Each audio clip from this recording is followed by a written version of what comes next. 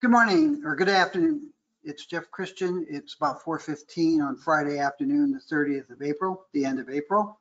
It's been a really interesting week on a number of fronts politically, in terms of the precious metals markets, in terms of the financial markets. What I want to talk today about are gold and silver realities, and specifically, actually, what I want to talk about is CPM Group's long, short, and medium-term price outlook. And then really the reasons behind that. And the reasons behind it, I mean, I'm not going to go into the supply and demand data and changes in mine production, secondary recovery, investment demand, fabrication demand, central bank sales and purchases and gold. I'm not going to go into the fundamentals. What I really want to talk about are some of the relationships with economic and financial projects. Those are the factors that drive investment demand. Investment demand is the factor that really is the primary mover for gold and silver prices. So if you get the financial environment right, then you can get your price projections correct and you can do better as an investor. So I've got various charts on some of the financial aspects of the world right now that I'll run through. And then at the end, I'll talk a little bit more about some other cleanups, household issues. So long term, those of you who listen to these things regularly know, we have been talking about the idea that gold and silver prices are going to probably rise to record levels, both on a real and nominal basis, sometime in the next 7 to 10 years, in the next decade. And that's predicated on our view that there will be another significant recession within the next 7 years. And there will be another financial crisis. There'll be a round of financial market instability. There'll be all of that stuff that we saw in 2020, then that we saw in 2007, 8, 9, 10, 11, and 2000, and 1990, and 1987, and 1980 to 1982. We think there will be another recession and financial crisis within the next 7 years. And when that happens, we expect to see a further surge in investment demand for these metals, which will drive prices sharply higher. That's the good news. Short for investors. Short term, our expectation is that the prices could probably move sideways and a little bit lower in a volatile fashion over the next 5 months or so. For gold, we wouldn't be surprised to see the price get back up to $18.20. But we also wouldn't be surprised to see the price fall to $16.20. Silver, a very similar thing. I think that $23 is probably doable and seeable in the next 5 months, and so is $28 or $30. So we think that the price is going to move sideways in a volatile fashion during the rest of the second quarter and the third quarter. There's some seasonality in there. There's the optimism that we're seeing in the world economy. There is the real strength in the real economy. And we think that a lot of those factors might play against people rushing out to buy gold and silver the way they have for much of the last 24 months. So we could see some short-term weakness. Medium term, by the end of this year, definitely by the fourth quarter, but maybe as soon as September, we think prices will start strengthening and they'll start moving up at a moderate pace in the last part of this year and through to 2022. Now, I think I've said it before and I'll say it again, it is virtually impossible to econometrically calculate when the next recession is going to come, how deep it's going to be, and how long it's going to be. You're 100% certain there'll be a recession, but you don't know if it's going to be 2022 or 2027 or 2032. You just don't know. Our best guess, and it's something of a wet finger in the breeze, is that it probably comes sometime between 2023 and 2026. So that's the financial factor behind our expectations of record gold and silver prices. When that financial crisis comes, we do not expect it to be the collapse of the modern financial system or the modern international trade system or the dollar or the international currency regime. We think it's going to be another difficult day, to paraphrase the WHO. Let's go through some of the factors. From a short-term basis, looking at 2012, 2013 to the present, interest rates, as measured here with the U.S. Treasury bond, interest rates have risen. They're back up to the lowest level that we saw over the previous decade, if you exclude 2020. Yeah, we're still in a recession. That's what that yellow bar means. We're still in a recession, and interest rates have risen sharply, and they've gotten back up to the low levels that we've seen over the last decade. I actually am a student of history, so I take a longer term view, and I go back to the 1960s. And while we've seen a sharp increase, it can look frightening on a short-term chart, interest rates on a nominal basis are still extremely low. And while they're clawing them way back up to the lows that we saw after the Great Recession and the global financial crisis, they are far below what we've seen in the past. So while there's a lot of fears abroad in the markets about interest rates, and there are a lot of real reasons to be concerned about long-term trends in real interest rates, they're not really problematic. And as I've said in past things, we look at real interest rates because that's really what's important. And on a real interest rate basis, they're still very low. And real interest rates depend on inflation, and we'll get into that in a second. This is the Consumer Price Index as measured by the Bureau of Labor Statistics. And you can see it was very problematic in the late 60s and throughout the 70s. Paul Volcker came in and took over the Fed and ratcheted it and said, I'm not going to target interest rates, I'm going to target inflation in October of 1979. He threw us into a very deep, double-deep recession. It was at the time the biggest recession in the post-war period.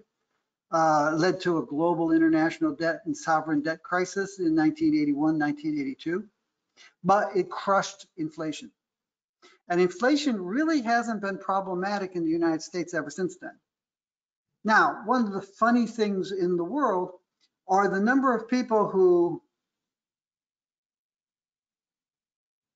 think that they know inflation better than the tens of thousands of professional economists and statisticians who measure inflation at the central bank, the Bureau of Labor Statistics, and around the world.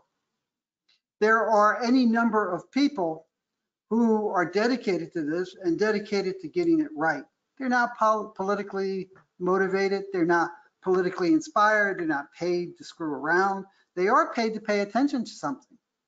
You know, the quality of a car, the quality of the clothes that you buy, and they measure inflation. And there are any number of people who have never gone to the BLS.gov website, never read, you know, I went to a Silver Summit once and I held up a 160-page report from the Bureau of Labor Statistics, which was their quarterly review of how they measure inflation. No one in the room had ever read it except me. But that doesn't stop people from being an expert about it. It's one of those things everyone says they're an expert about. Everybody thinks they know better than all of those people who busted their chops in graduate school and spent 20, 30, 40 years doing work in a very diligent fashion. But this guy, he knows better. So I've witnessed all my life people who want to play with the inflation statistics because inflation numbers as reported by the government are bogus. And it's really easy to deal with them. Somebody said, you put some cotton in your ears. I don't, I just stop listening to them because they don't know what they're talking about. This, by the way, is the March data for US Consumer Price Index. And you'll probably have heard, you know, there's the headline, all items Consumer Price Index, and then there's all items less food and energy. And we separate it because food and energy are extremely volatile. And you want to see what the underlying inflation is for a lot of other goods and services. You can see here the headline inflation in March was 2.6%. But if you look at all items less food and energy, it was 1.6. So still below the Fed's 2% level, although the Fed actually looks at a different inflation indicator. And by the way, the Fed has nothing to do with these inflation statistics, production. They don't actually do it. I've heard so many people say that the Fed actually does it. It's the Bureau of Labor Statistics. Now, the Fed does have a gigantic economic research department that deconstructs not only the Bureau of Labor Statistics inflation numbers, but other inflation numbers from across the country and around the world. And these people know this stuff minutely in a way that their critics don't even understand. But if you look at it, all items less food and energy, the underlying core inflation, as economists call it, is 1.6. So it's still below the Fed's 2.0% target rate. And that's sort of an issue. And you can see here the different factors. And there's this whole thing about the baskets of commodities that consumers actually buy. So if you go up above, you can see under food, food at home, food away from home. Back when I was growing up in the 60s and even into the 70s and 80s, food at home was an enormous component of what the basket of goods and services that the American consumer bought. And food away from home, eating out, was very small. Because, you know, if you ever see any old movies, you'll see, wow, Americans used to be so thin compared to what they are now. That's because they cooked good meals at home more often than not. And going out to a restaurant, even a McDonald's or a fast food place, was a big event. And maybe you went once a week, but you didn't have 3 meals a day out. That's all changed now. And food away from home is a bigger component than food from home. And it's all spelled out at the BLS.gov website if you actually want to study inflation. Now, you can see food inflation has been running about 3.5%. I had some guy send me an email that said it was 13.5%. And yeah, he must be eating steak or something. But that's okay because Biden's going to ban red meat, right? Energy was the big component last month. And most of the energy was petroleum-based energies. And you could see 22%, 22.5%, 22.2% for fuel oil. That was extremely volatile and extremely high. If you take all that stuff out, 1.6%, steady as she goes inflation, we're pretty much back where we've always been for the last 10 years, right? And then you can break it down and you can see, interestingly, new vehicles have actually been relatively low priced. Used cars have been much more dynamic in their cost. A lot of people are buying used cars rather than new cars, not because they can't get the new cars. This was March, so the semiconductor problems weren't quite as problematic. This was not March. This was in March. People are buying used cars because they're moving to the suburbs and they need a commuter car. So they're buying a first car or a second car or the first 2 cars, and that's gone up. Apparel actually has been weak. And, you know, I can tell you, and, you know, if you stop and think about it, you go to a store and you buy a shirt, you're probably paying as much or less than you paid for the similar shirt 30 years ago. That's because we are having them made with in terrible work conditions in Southeast Asia these days. And you can go through this whole thing. And people who criticize the inflation data, there are a lot of people internally who do work on this stuff and debate it continually and measure it. And how can we change the measuring? And what do we do about the quality improvements in the various components and stuff? They have real substantive discussions and debates about measuring inflation. And then you got the guys who don't know any of this, who come along with, oh, well, this is all bogus and the government, you know, fabricates it. Just turn them off, turn them off. You know, this guy is like, you know, oh yeah, the tens of thousands of independent Republican and Democratic poll workers across the country who worked so hard to make sure that this was the most stable and safe and integritous election in the history of the United States. They don't know jack. I know that it was rigged.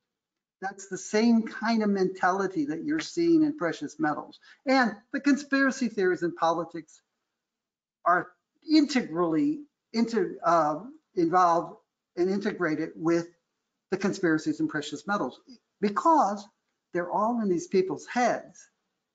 You're not looking at the reality of politics. You're not looking at the realities of gold and silver. You're looking at the psychoses and neuroses that drive people to say, I don't care what you tell me. I know what I believe, and I believe what the Reverend says. All right, here's another big one. Money supply versus inflation. Look at this massive money supply. It's got to be hyperinflationary. Now, the scale, because we have had this massive money supply, this is M1.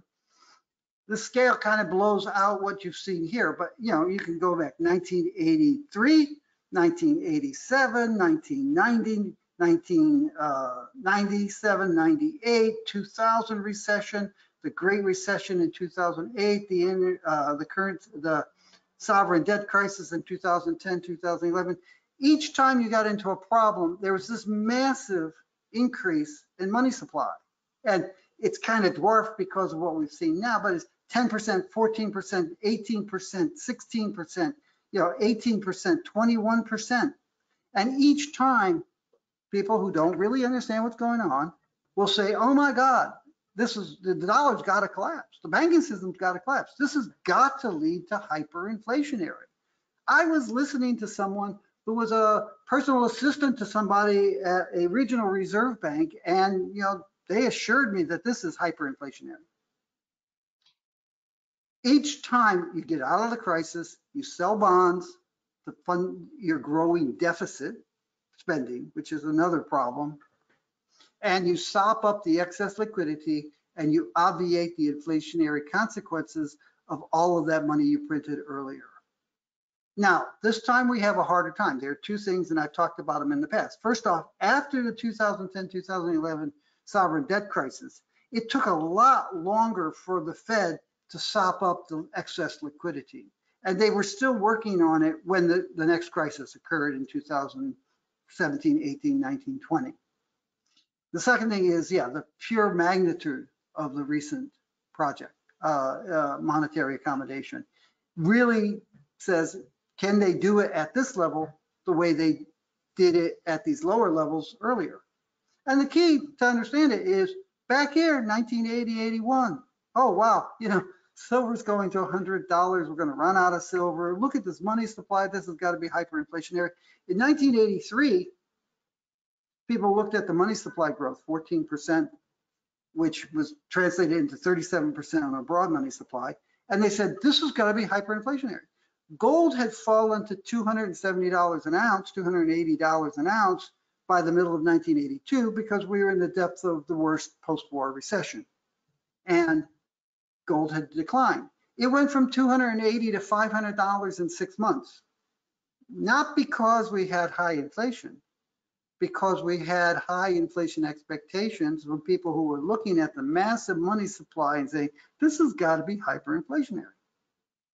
There's a great guy who wrote a book in the late 1970s, Get Ready for the Next Depression, Buy Gold. And I saw him recently on YouTube, and he was saying, get ready for the Great Depression, buy gold. And there are any number of people who, some of them are well-meaning, some of them are less well-meaning. Some of them want to scare you and separate you from your money. Some of them just believe stuff that just doesn't hold up to statistical scrutiny or empirical evidence from the world around them.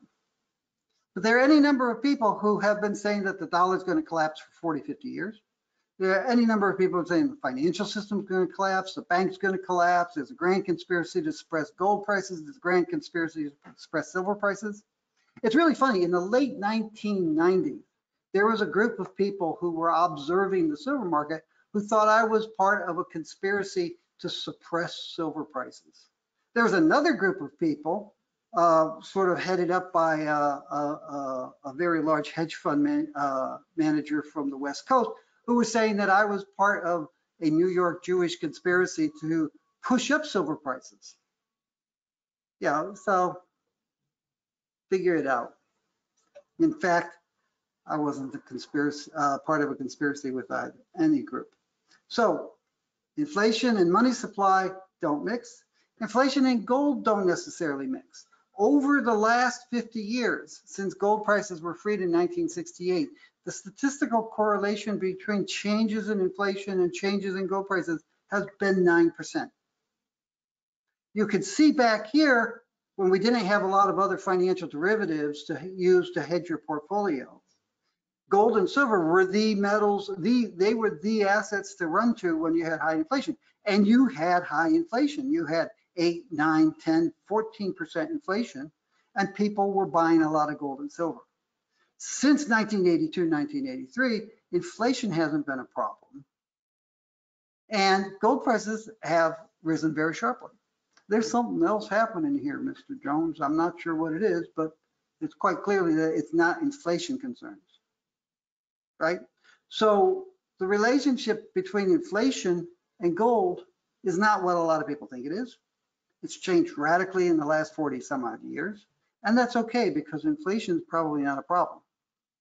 We're looking at buying gold for other reasons than inflation, like every other reason imaginable is flashing red saying you should be buying gold and silver, but not inflation, at least in the eyes of most people. Equity markets are stimulating investment demand for gold. And here too, you find people who say, oh, well, you know, gold trades against the stock market. Wrong, 4% correlation over time. Because when the stock market is as high as it is now, and when the PE ratio is at 42%, you know, that's flashing red. And a lot of people say, boy, I've made a lot of money in the stock market. I think I should take some of it out of the stock market and buy gold. In 2015, when the Shanghai gold stock market was rising in a parabolic way, much sharper than this, we were talking to some of our Chinese institutional clients and saying, hey guys, look at how much the Shanghai exchange has risen, how much money you've made in there, how dangerous this parabolic increase looks. Shouldn't you take some money out of the stock market and put it in gold to diversify your portfolio? And they said, no, we're Chinese investors. We're all in until somebody yells fire. And we all believe that we can get out the door first. But American investors play it slightly differently. And you're finding a lot of investors who are saying, this is really good. And I've made a lot of money, not as much as Jeff Bezos, but I've made a lot of money in the stock market over the last couple of years. You know, who would have thought that the biggest recession in the post-war period, you know, teetering on the brink of depression and a collapse of the financial system would lead to a skyrocketing of equity markets? Well, some people would, but most people didn't. But that's what happened. But as it's happened, people, a lot of reasonable people are taking money out of the stock market and putting some of it into gold and silver investment products that are not necessarily physical gold. Our recommendation, and those of you who read our reports and have watched our videos for years and actually, you know, understand what we're saying, know that we've been talking about how we have a diversified portfolio of gold and silver assets that we suggest that our clients have, including physical metal and mining equities and futures and options. And I prefer options more than futures, but some of my colleagues at CPM Group prefer futures more than options. Real GDP, you're saying, hearing so much about this, great, well, it's 6.2% growth in GDP, you know, it's really good, right? But if you look at the actual level of gross domestic product, adjusted for inflation, how much is really being done economically? Actual output remains in recession. We have not gotten back to the level that we were at prior to the most recent recession's onset.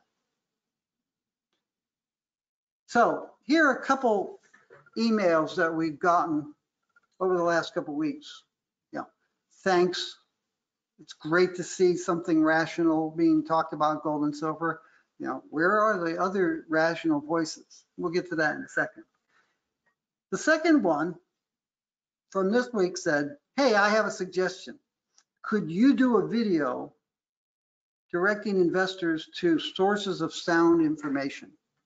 Up above, you see, he says, boy, I think listening to you helped me avoid being manipulated by the bad actors in the market. I don't know what he's talking about there. So where to start? The best source of basic data, statistics, history of precious metals are our gold, silver, and platinum yearbooks. It's very funny because some of the people that are sitting around with their empty comments about CPM Group are actually using CPM Group data. This is our silver yearbook from last year. You can see how thick it is. And they're talking about, well, the percentage of ownership of silver among total financial assets. That comes from CPM Group's yearbooks. That's our data. Even the people who aren't CPM Group, who have that kind of data, have it from us. You know, read the fine print. CPM Group's data. Those 3 yearbooks probably are the best place to start getting fundamental data and helping to understand the way each of these markets work. In 2005, I wrote a book called Commodities Rising. I made a comment about it the other day. The publisher picked the title before reading my manuscript because the manuscript said commodities supercycle are a marketing hype. You know, what's going on with precious metals and other commodity prices rising from 2002 to 2011 had to do with basic economics and commodity supercycle. If you think in terms of a commodity supercycle, you've fallen prey to marketeers. Yeah, and you really have to look at the fundamentals of each market to understand it. Anyway, I wrote that book. It's probably out of print. There are some copies available on eBay, but it is available as a Kindle book too. That's a very good place. It covers all kinds of commodities, and it has a tremendous amount of information about how the commodities markets interact with the real economy and how the real economy interacts with the commodities markets. So those are some good places to start. And I think they're well written and easy to read. You know, in the early 1980s, there was a conference in Johannesburg and somebody asked somebody else, well, they asked me, and before I could answer, somebody else answered it. They said, what's the difference between your gold report and these gold reports produced by this other company? And somebody yelled out, you can understand what CPM Group, or actually, yeah, we were CPM Group by then. You can understand what CPM Group's writing is. It's a readable book. There are a lot of other differences. We don't put investment demand in with fabrication demand. We don't say that forwards done by producers increase supply of spot metal, but forwards done by everybody else don't. There's a lot of other, you know, things that make our work better, and that shows up. Now, people ask me, well, what do you read? You know, you read all this garbage on the internet. What do you read, Jeff? And mostly what I read are the data sources. I go to bls.gov. I go to the FCA in London, and I see what they're publishing. And I look at a lot of the data. Yeah, when I met Alan Greenspan for the first time in 1981, my boss asked me after he left, you know, what do you think of Alan Greenspan? I said, you know, fabulous guy, very smart, an incredible thing. But the thing about Alan Greenspan is, with a couple blind spots, he didn't really believe in anything. He was a data hog. And he spent his time, even when he was at the Fed, he had an hour carved out every day to look at data and information. He didn't want to know what the economists at Citibank were saying. He didn't want to know what was being talked about on the internet. He didn't want to read other people's analyses of the data. He wanted to see the data. He did read other people's analyses, but he basically wanted to make his own decision. So one of the things that we do at CPM Group is we spend a lot of time looking at the data, inflation, interest rates, the relationship, looking at the relationships, doing it properly. I think I talked a few weeks ago about apples and oranges. You've got to do your statistics properly to understand what you're really looking at. There are analytical sources that we like. Personally, I've been reading The Economist and Financial Times and Wall Street Journal for a long time, decades, since the 70s. And they are pretty good sources for information. And then there are other analysts that we like. There's a great book, Alan Greenspan's memoirs, in the age of Age of Turbulence. It's a great book. And it has a wonderful passage about the choice of George H. Bush as vice presidential candidate with Ronald Reagan in 1980. It's really interesting. You know, clearly Greenspan wanted to tell this story, but he didn't want to be killed for telling it, so he buried it in his memoirs. But it's a great book. One of the other good books that I've read is A Nation of Counterfeiters. It's the history of the banking industry in the 19th century in the United States. You know, we had a couple banks, the first bank of the United States, the second bank of the United States, but the banking lobbyists were against a national banking system, and they were against a national bank. So they worked very hard and paid off politicians to dissolve the first bank, then dissolve the second bank, and to not create a third bank until after, well, 1913, 1914 with the creation of the Fed. But it was the banking industry that kept us from having a central bank because they didn't want to be regulated.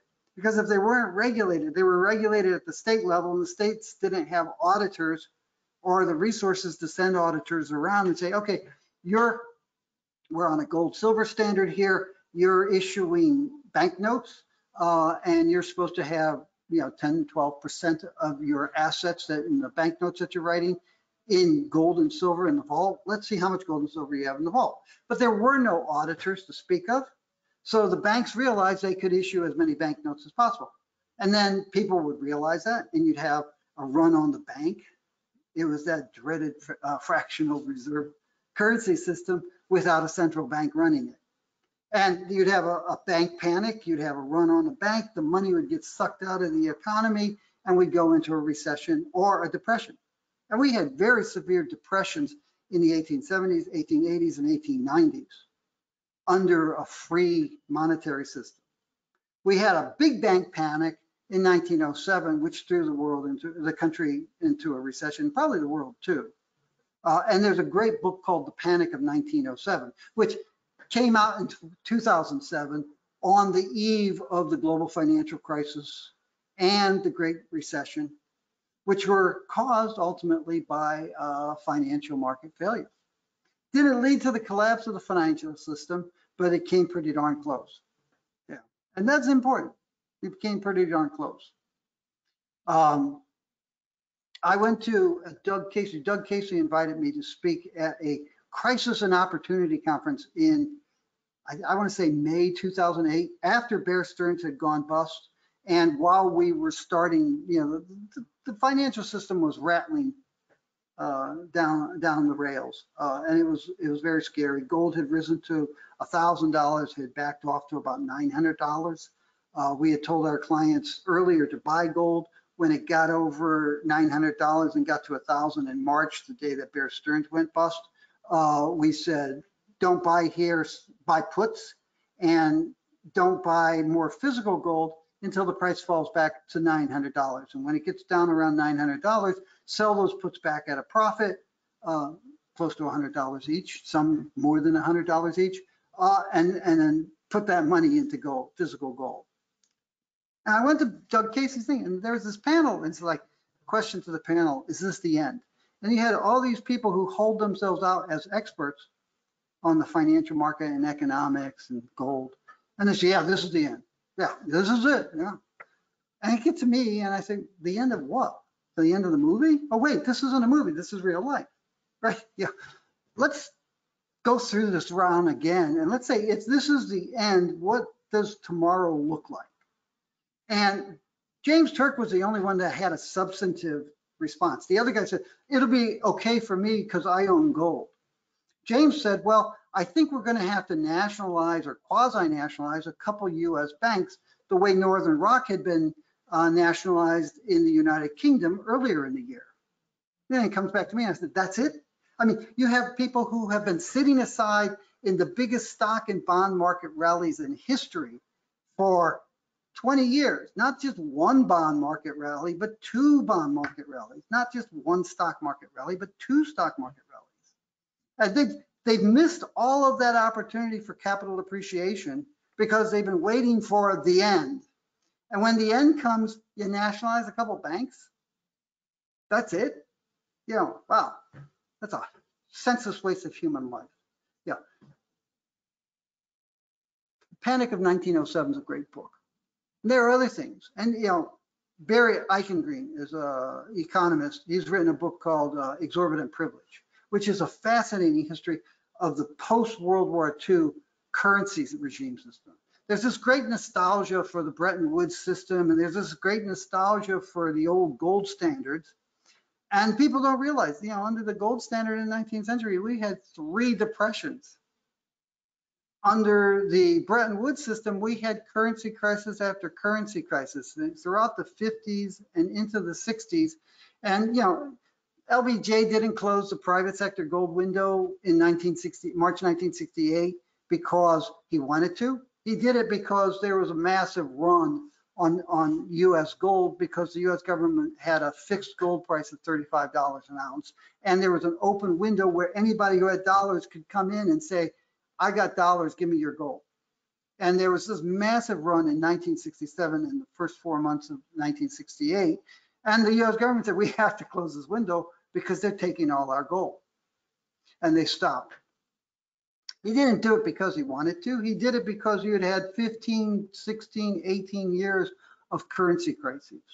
And then it got worse. So Richard Nixon closed the public or the central bank window in August of 1971. And they did it because of those crises. Exorbitant Privilege is a great book to read.